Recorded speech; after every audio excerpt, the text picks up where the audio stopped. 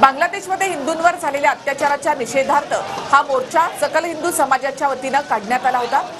एका ठराविक परिसरामध्ये हा तणाव निर्माण झाला होता, मात्र आता तणाव त्या ठिकाणी निवळलेला आहे आणि मोर्चा देखील पुढे सरकलेला आहे। सध्या नाशिकमध्ये सगळी दुकानं बंद ठेवण्यात आली आहेत। व्यापाऱ्यांनी त्याला चांगला प्रतिसाद देखील दिलेला आहे। तसंच नाशिकच्या या सगळ्या रस्त्यांवर देखील शुकशुकाट पाहायला मिळतो। पुन्हा एकदा जाऊयात आमचे प्रतिनिधी चंदन पुजाधिकारी यांच्याकडे। चंदन, आता नेमकं कोणत्या रस्त्यांवरून हा मोर्चा जो आहे तो पुढे जातोय, त्याचबरोबर कुठल्या स्थळापर्यंत हा मोर्चा असणार आहे?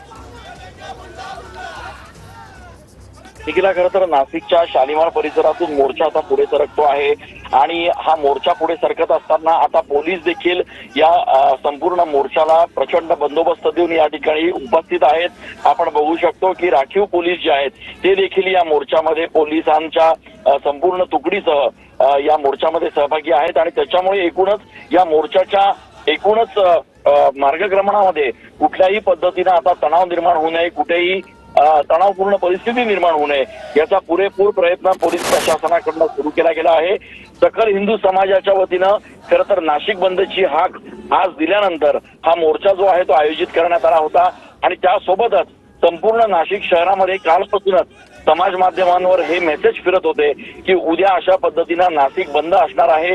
त्यासोबतच हा मोर्चा जो आहे तो उद्या शालिमार परिसरात आयोजित करण्यात आलेला आहे आणि त्यामुळे अनेक दुकानदारांनी तणावपूर्ण परिस्थिती होईल असा अंदाज बांधून या ठिकाणी आपले दुकानं जे आहेत ते बंद ठेवले होते। मात्र काही दुकानं जे आहेत ते उघडे असल्यामुळे मोर्चेकरी आणि दुकानदार यांच्यामध्ये तणावपूर्ण परिस्थिती निर्माण झाली, वाद झाला आणि त्याच्यानंतर काहीशी परिस्थिती या ठिकाणी तणावाची निर्माण झाली। आता मात्र हा मोर्चा पुढे सरकलेला आहे।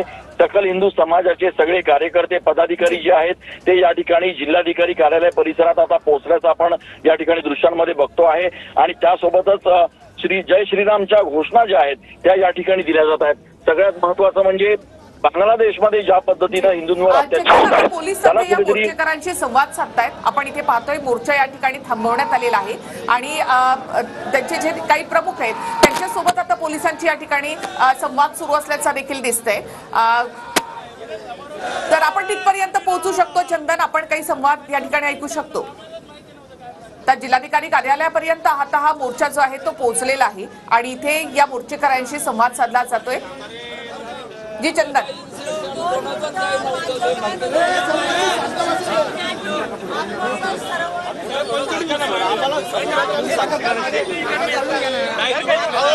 आपल्या मुलांना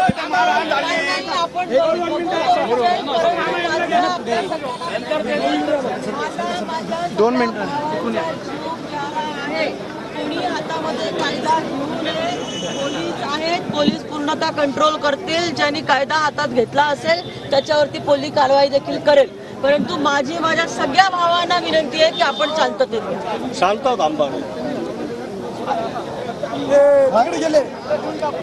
कुठे गेले तर कलेक्टर ऑफिसजवळ आता हा मोर्चा इथे थांबवण्यात आलेला आहे। शांततेचं आवाहन देखील करण्यात आलेलं आहे। सकल हिंदू समाजाच्या वतीनं जिल्हाधिकाऱ्यांना या ठिकाणी कदाचित निवेदन दिलं जाईल। चंदन, आता कोण या ठिकाणी संवाद साधताय, शांततेचं आवाहन करताय? बाळासाहेब, आता मी पहिल्या मिनिटापासून विचारा ना काय केलं पोरांना?